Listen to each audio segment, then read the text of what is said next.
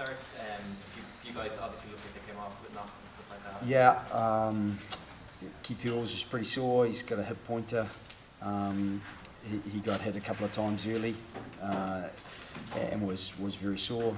We got CJ Stander, we think has a facial injury. He's gone for a scan. Dev Toner with an ankle. He just taking that kick off toward the end of the game. Looks like he's rolled his ankle, which has been a bit problematic for him recently. So the other guys, I think, are just bumps and bruises, but there's some physical and emotional bruises there for sure. Was it a bit, just see the 5 minutes at the end when Slade got a second try there, just a lot of fans turning to leave and walk out with 5 minutes to go. Is that a bit strange going to be here, considering we're all back here in November when we beat the All Blacks and the atmosphere was unbelievable? Is it strange going to see fans not sticking with the side until the very end?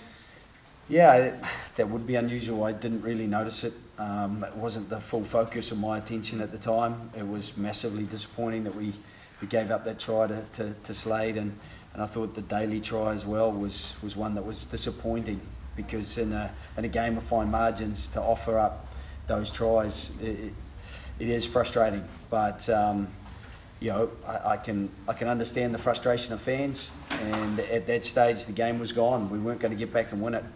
The contrast is in the All Black game we were in front and we had every chance of winning it and managed to.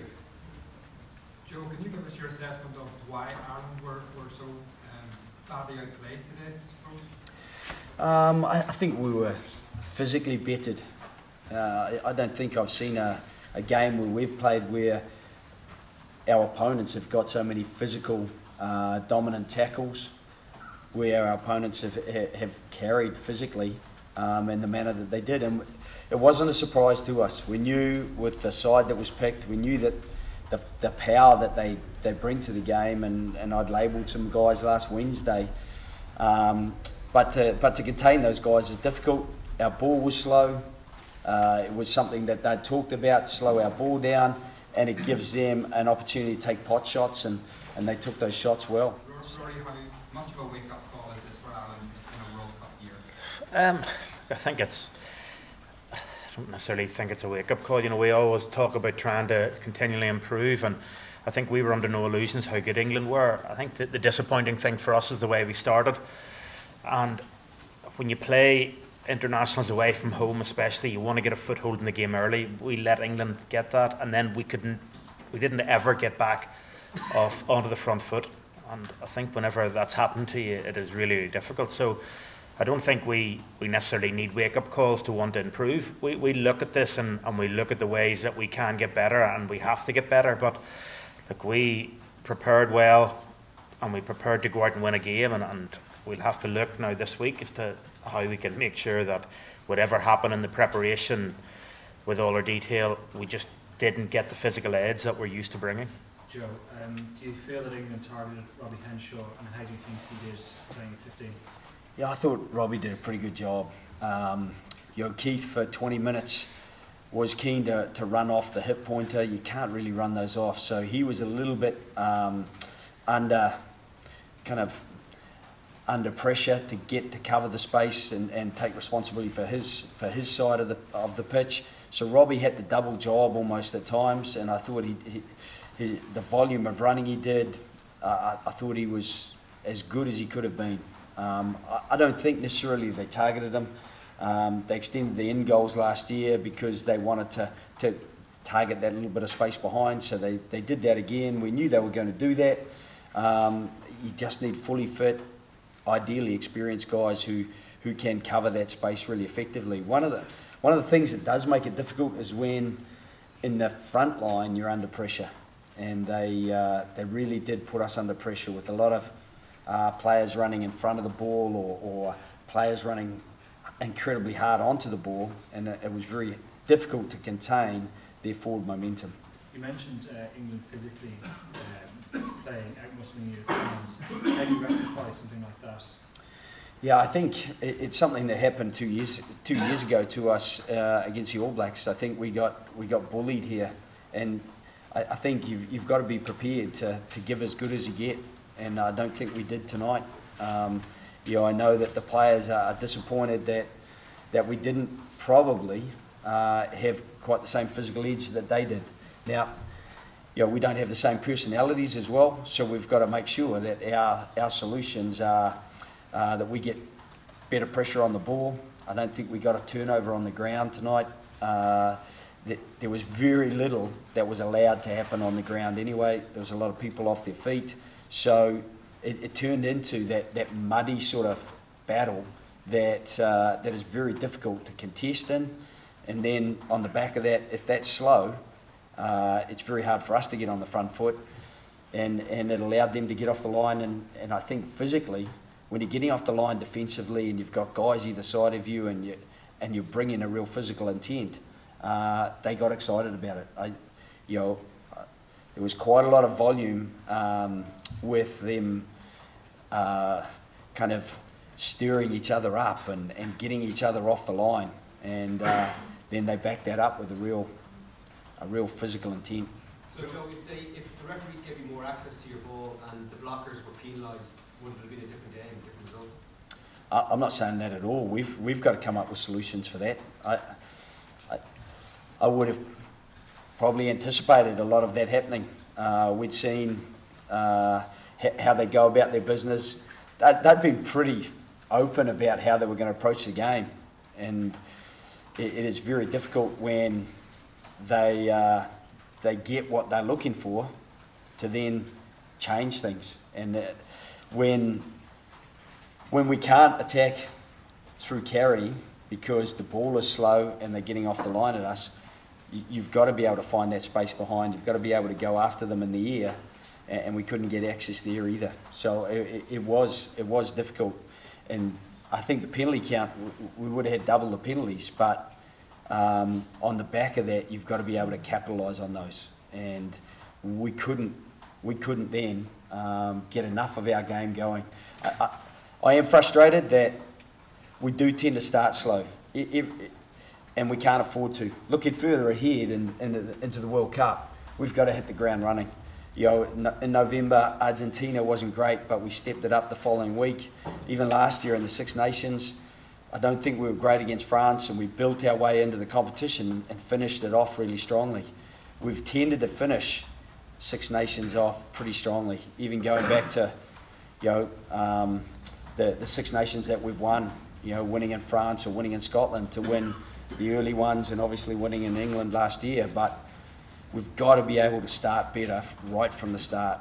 Joe, is Robbie at 15, is this something you think you're going to push on with now, as to develop going into the World Cup? I think you've got to have versatility across the back line. You've got to have a number of different options.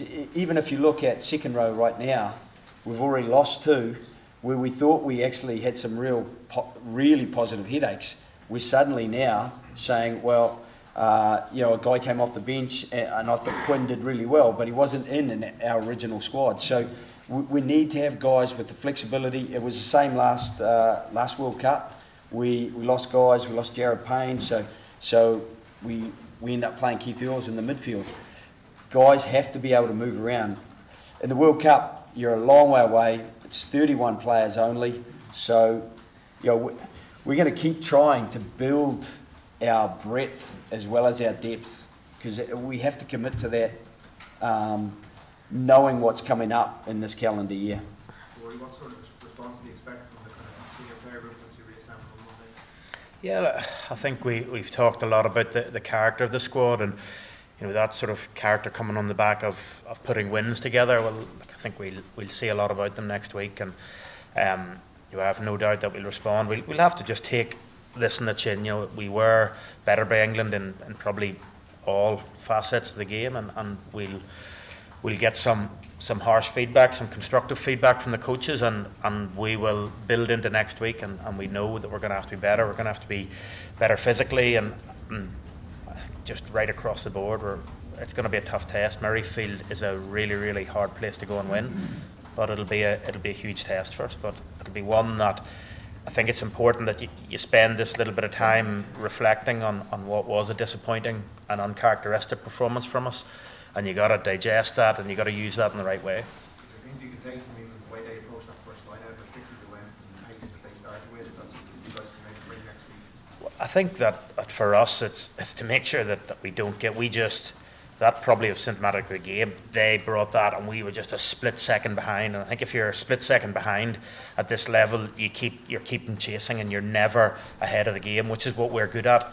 And that went right through the game. We just couldn't ever get back in front of them on the scoreboard in the way we were setting up and the way we were going.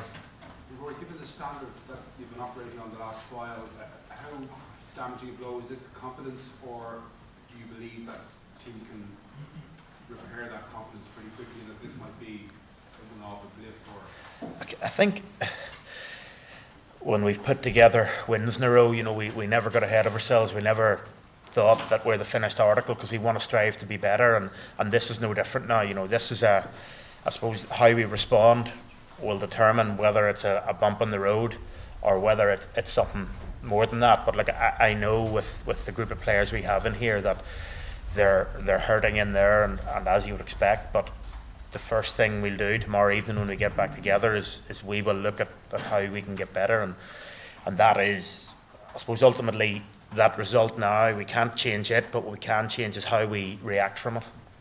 Joe, tough night there, but was there a few players for you that kind of emerged with credit that you were happy with their performance? Yeah, again, I thought our scrum was good, our line-out was good. Those set pieces that we need to be good, they were very solid. I did think Robbie worked incredibly hard. Bundy got involved in a lot of play. Gary Ringrose, I thought a defining moment could have been his tackle, where we got that turnover ball and we didn't make the most of it on the other end. We lost it.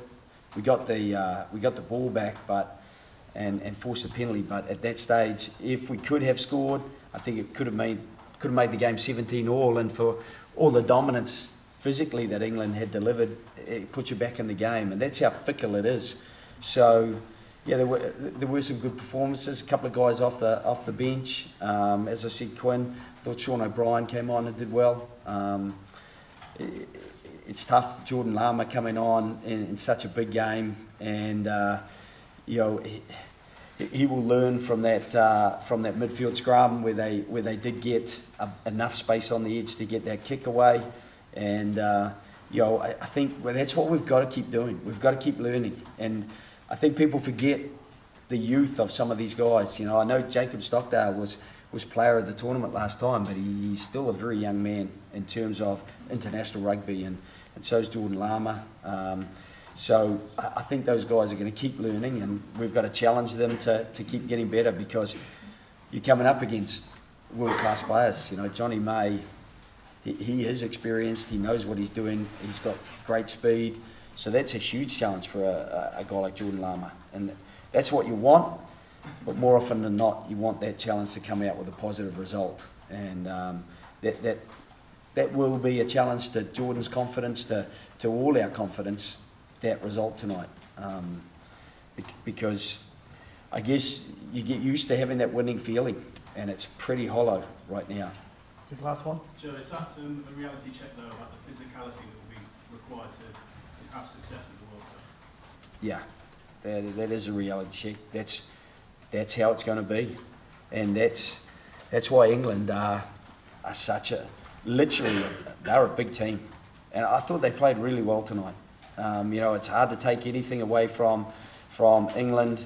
The intensity they brought to the game. You mentioned that line out right at the start, but it was more a kind of simmering physical intensity that they just collectively delivered, which made it a fairly suffocating place to be out on that pitch tonight, I think.